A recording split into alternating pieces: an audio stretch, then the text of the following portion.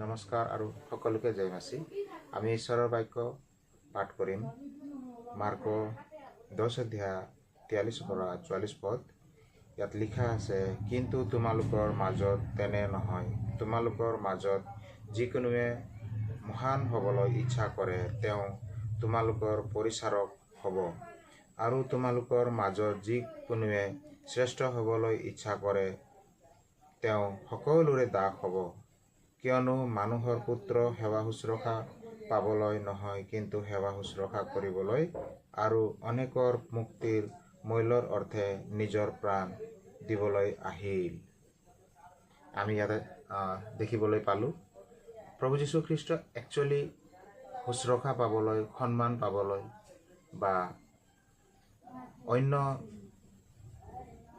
মানৱ জাতিৰ পৰা সন্মান পাবলৈ অহা নাছিলে, কিন্তু মানৱ জাতিক উদ্ধাৰ কৰিবৰ অৰ্থে, মানৱ জাতিক ৰক্ষা কৰিবৰ অৰ্থে আজি মানৱ জাতিয়ে এই জগতৰ পাপময় পথত জীৱন যাপন কৰি থকা এই পাপৰ পৰা মুক্তি দিবৰ অৰ্থে এই জগতলৈ আহিছিল। আজি আমি ইয়াত দেখিবলৈ পাওঁ, প্ৰভু যীশুখ্ৰীষ্ট সেৱা শুশ্ৰূষা পাবলৈ নহয়, কিন্তু প্ৰভু যীশুখ্ৰীষ্ট সেৱা শুশ্ৰূষা কৰিবলৈ আহিছিল। আমি ইয়াত মাৰ্ক 10 অধ্যায় আমি 43 আৰু 44 পদত পঢ়িবলৈ পাওঁ। গতিকে প্ৰিয়সকল, খ্ৰীষ্টত তেজেৰে কিনা যিমান বিশ্বাসী আমি সকলোৱে যাতে মানুহৰ সেৱা শুশ্ৰূষা কৰিব লাগে আৰু মানুহক যত্ন ল'ব লাগে, যাতে সকলো অপথে যোৱা ব্যক্তিসকলক, অপথে যোৱা মানুহসকলক আমি যাতে সুপথলৈ,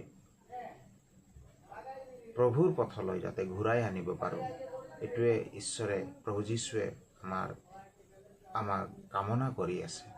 গতিকে প্ৰিয়সকল, আমি সকলোৱে যাতে মানুহক যাতে সত্যৰ পথ দৰ্শাব পাৰোঁ আৰু সত্যৰ পথত চলাই নিবলৈ পাৰোঁ, এনে ঈশ্বৰৰ ইচ্ছা।